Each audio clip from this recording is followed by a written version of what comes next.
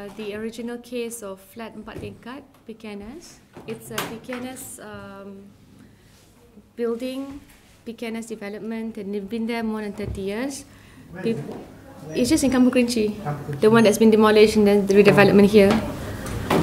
So the most important thing here is, of course, each one of them have a sale and purchase agreement separately with PKNS.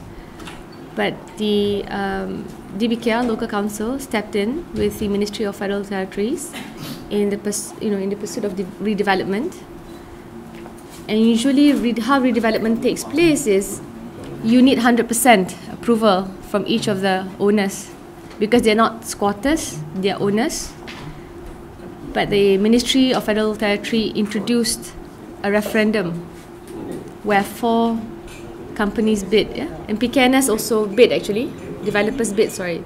PKNS bid for it, but they lost in the voting process that involved almost 70%, more than 70% tenants.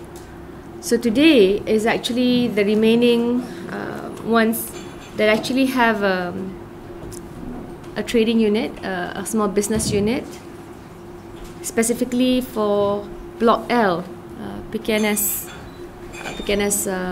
housing. So altogether 10 persons, and they had some areas, but because we were trying to get PKNS to assist, so today they are getting compensation, even though PKNS has nothing to benefit. They lost the bid. DBKL and Federal Territory Ministry took over completely, so they don't have any, how do I say, future, profits to reap, etc. But because of the fact that they were the landowners initially, etc. So we asked that they be kind enough to assist these small business owners to continue their future business endeavors. So for now, we're going to give away. I asked PKNS rep to come, but they couldn't. They couldn't come, yeah, but the money is here, so that's the most important. It's a very murky affair. I would say when I came in 2008, at that time, they sourced a letter. It involved almost 500 units, okay? And of course, the units, low cost units. It's, I think about 450 square feet, very small. 500 units, right? Almost. It's about 480. Yeah, 488. Yeah. So when I came across the issue for the redevelopment, there was a controversy because the letter that was issued by the UMNO head of division. So it's quite messy lah. But anyway, my position is we are for the redevelopment, but it is up to the owners. They have the right to agree or not to agree as stipulated under the law. The only problem is DBKL can anytime use the Land Acquisition Act to take over the land for redevelopment purposes. Yeah, so it's a really quite horrendous journey lah, I would say, to those involved because of the status and the political interference. So for us right now, even though PKNS has lost the bid, PKNS actually has lost any chance of reclaiming or redeveloping the area.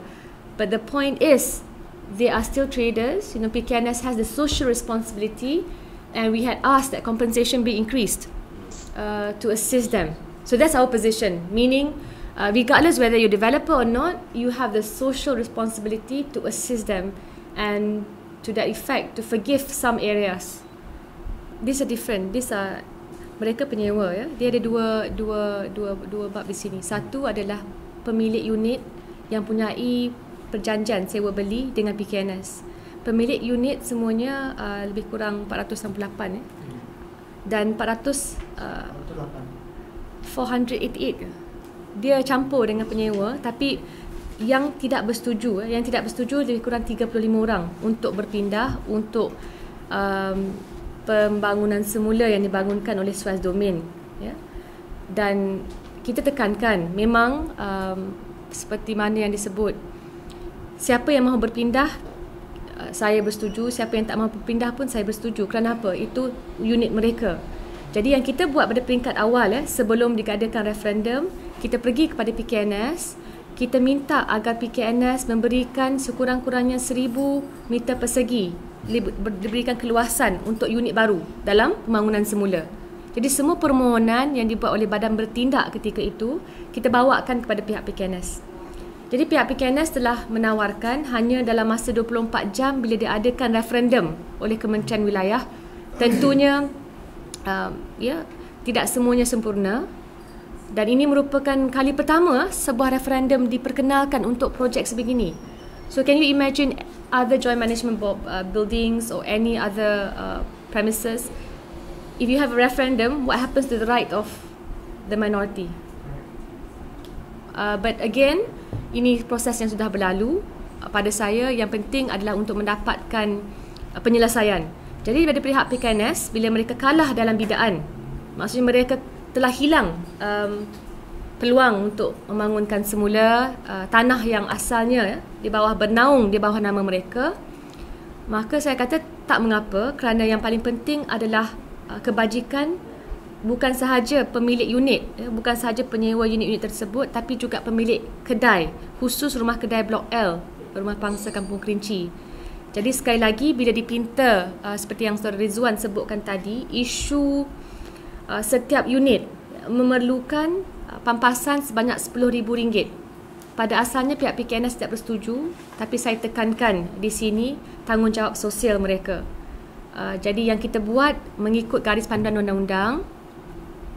Dan untuk yang 35 lagi yang menolak pembangunan semula, mereka telah dikenakan akta pengambil alihan tanah dan pampasan masih mereka dapat, hanya jauh lebih rendah daripada harga pasaran nilai pasaran tanah.